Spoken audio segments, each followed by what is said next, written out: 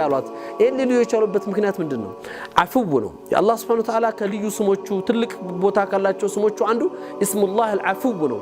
አፍ ባይ ይቅር ባይነቱ ነው። አፍታ ከመግፊራ ወይም ከምህረት የተለየ ዋጋ ያለው ወይም ደግሞ ቦታ ያለው ነው። መግፊራ አንድ ሰው ጥፋት አጥፍቷል ላጠፋው ወንጀል ይቅርታን ጠይቋል ምህረት ያገኛል። አፍታ ግን ወንጀል ተፈጽሞ ስህተት ተሰርቶ ትልልቅ ከባድ ጉዳዮች ተከስተው አላህ በአውፍታ እንጂ የማይመራቸው ጉዳዮች አሉ። ምንም ሊያጸዳቸው የማይችል ተውበት የማያክማቸው። ለዚህ ነው በቁርአን ውስጥ አውፍታ የወረደበትን ቦታ ብንመለከት በጣም ትልልቅና ከባድ በሚባሉ ጉዳዮች ላይ ነው። ሙስሊሞች የሁድ ጦርነት ጊዜ የነብያቸውን ትእዛዝ በመጣስ ለተፈጠረው ክፍተት አላህ ያንን ጥፋት በማጥፋታቸው የነሱን ወንጀል ሊያብስ የሚችል የአላህ አውፍታ እንጂ ሌላ አልነበረም።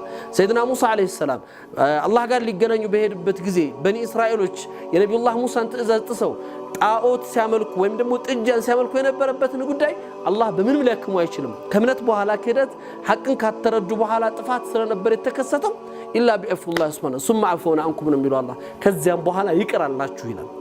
የአላህ ይቅርታ ምንን ይይዛል?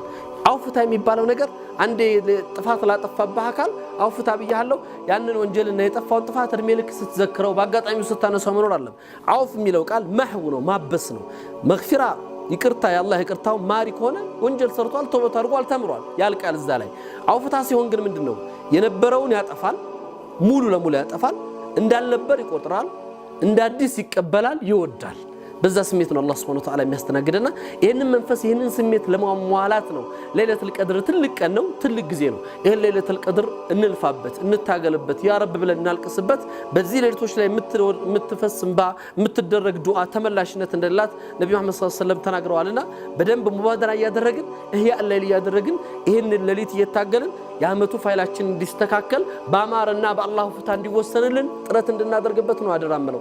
ነብዩ መሐመድ ሰለላሁ ዐለይሂ ወሰለም ካነ ተሐራ ለይለቱል ቀድር ለዚህ ነው በሐዲሳቸው ላይ من قام ليلة القدر إيمانا واحتسابا غفر له ما تقدم من ذنبه ليلة القدر በመጠበቅ በኢማንና በእህቲሳብ አምኖበት ዋጋውን ፈልጎ የሚቆም ሰው ያለፈው ወንጀሉን ሁሉ አላህ ይምረዋል ይላሉ።